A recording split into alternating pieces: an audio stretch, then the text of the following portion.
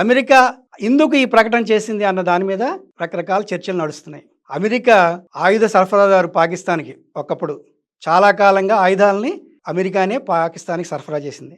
అలాగే పాకిస్తాన్ని తన అవసరాలకు అనుగుణంగా పావుగా వాడుకుంది. 2010 వరకు ప్రధాన ఆయుధ ఎగుమతిదారిగా అమెరికానే ఉంది.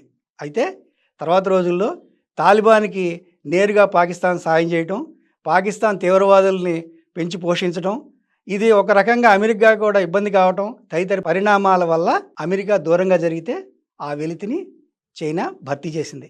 సో ఇప్పుడు దాదాపు 80% ఆయుధాలు చైనా నుంచే వస్తున్నాయి. చైనా ఆయుధాలనే, చైనా ఇంటెలిజెన్స్ వ్యవస్థలనే పాకిస్తాన్ వాడింది. చాలా వాటివి పేలవంగా ఉన్నాయి. చైనా అనగానే డూప్లికేట్ వస్తువులు అన్న ప్రచారం సాగిన నేపథ్యంలో ఆయుధాలు కూడా డూప్లికేట్ అన్న అభిప్రాయం చాలామంది వ్యక్తం చేశారు. సామాజిక మాధ్యమాల్లో దీని గురించి చాలా హాస్యస్ఫూరకమైన వ్యాఖ్యానాలు వస్తున్నాయి. అంటే అమెరికా ఆయుధాలను అందించేది, చైనా ఇప్పుడు ఆయుధాలను అందిస్తోంది. ఇప్పుడు వాడిన ఆయుధాలు కూడా చైనావే. అంటే అమెరికా చైనాలు రెండు పాకిస్తాన్కి అండగా ఉన్నాయి. ఇప్పటికి కూడా అమెరికా పాకిస్తాన్ ప్రయోజనాలను కాపాడుతోంది అన్న అభిప్రాయాలు అందరిలోనూ ఉన్నాయి. అలాగే దీనికి సంబంధించి న్యూయార్క్ టైమ్స్ ఒక ఆసక్తికరమైన కథనాన్ని ప్రచురించింది. ఆపరేషన్ సింధూర్లో 9 తీవ్రవాద స్థావరాల మీద భారత్ దాడి చేసిన తర్వాత పాకిస్తాన్ భారత్ మీద రకరకాలుగా ప్రధాన నగరాల మీద దాడులు చేసింది. అలాగే ఎల్ఓసి మీద దాడులు చేసింది, ఎయిర్ బేస్ని టార్గెట్ చేసింది. సో ఇవన్నీ కూడా ఫెయిల్ అయ్యాయి. దానికి ప్రతిస్పందనగా భారత్ తిరుగు సమాధానం చెప్పే క్రమంలో పాకిస్తాన్కి సంబంధించిన కీలక స్థావరాల మీద దాడి చేసింది.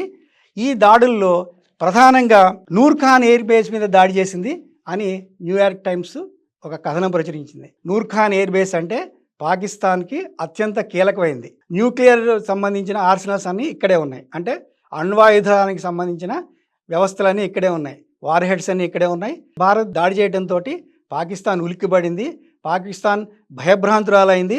దాంతో అమెరికాని సమీపించింది, అమెరికా సాయాన్ని కోరింది. సో కాల్పుల విరమణ ఒప్పందానికి భారత్ను అంగీకరించవలసిందే ఒత్తిడి చేసింది అంటూ న్యూయార్క్ టైమ్స్ ఒక కథనాన్ని ఇచ్చింది. అంటే పాకిస్తాన్ ఇప్పటి వరకు అణ్వాయుధ దేశం కాబట్టి అవసరమైతే అణ్వాయుధాన్ని కూడా ప్రయోగిస్తామనే సంకేతాలను ఇచ్చిన నేపథ్యంలో పాకిస్తాన్ చర్యల కంటే ముందే భారత్ ఇందుకు పాల్పడటం వల్ల పాకిస్తాన్ ఓడికిపోయింది అన్న కథనాన్ని న్యూయార్క్ టైమ్స్ ప్రచురించింది. ఇది చాలా చర్చనీయాంశమైంది. అయితే ఈరోజు director general of military operations ఏం చెప్పారంటే, మేము రావిల్పిండి మీద దాడులు చేసిన మాట వాస్తవమే కానీ న్యూక్లియర్ వార్ హెడ్స్ పైన మాత్రం ఎలాంటి మేము ప్రయోగం చేయలేదు అని చెప్పారు. ఇది ఇస్లామాబాద్కి 10 కిలోమీటర్ల దూరంలో ఉంది. కిరాణా హిల్స్ పైన మేము దాడులు చేయలేదు అని స్పష్టంగా భారత్ ప్రకటించింది. అక్కడ న్యూక్లియర్ ఆర్సనల్స్ ఉంటాయన్న విషయం కూడా మాకు తెలియదు అని ఒక మాట చెప్పారు.